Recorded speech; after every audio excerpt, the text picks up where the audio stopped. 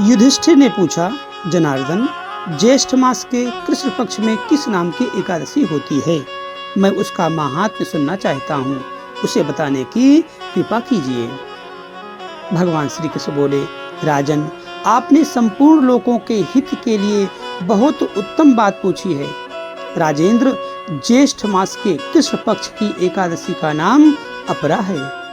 यह बहुत पुण्य प्रदान करने वाली और बड़े बड़े पातकों का नाश करने वाली है।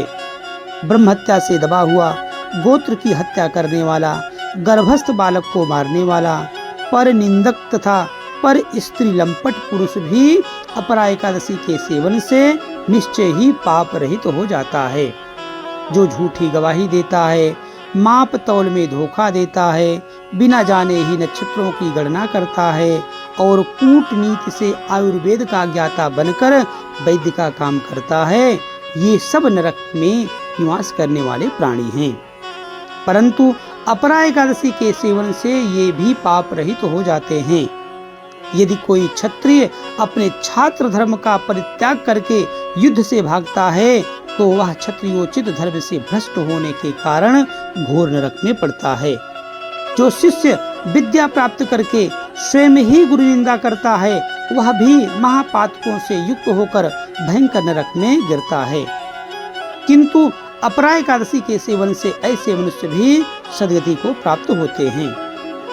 माघ में जब सूर्य मकर राशि पर स्थित हो, उस समय प्रयाग में स्नान करने वाले मनुष्यों को जो पुण्य होता है, काशी में शिवरात्रि का व्रत करने से जो पुण्य प्राप्त होता है, गया में पिंडदान करके पितरों को तृप्ति प्रदान करने वाला पुरुष जिस पुण्य का भागी होता है, बृहस्पति के सिंह राशि पर स्थित होने पर गोदावरी में स्नान करने वाला मानव जिस फल को प्राप्त करता है, बदरिकाश्रम की यात्रा के समय भगवान केदार के दर्शन से तथा बद्री तीर्थ के सेवन से जो पुण्य फल उपलब्ध होता है, तथा सूर्य ग्रहण के समय कुरुक्षेत्र में दक्षिणा सहित यज्ञ करके हाथी, घोड़ा और सुवर्ण दान करने से जिस फल की प्राप्ति होती है, अपरा एकादशी के सेवन से भी मनुष्य वैसे ही फल प्राप्त करता है।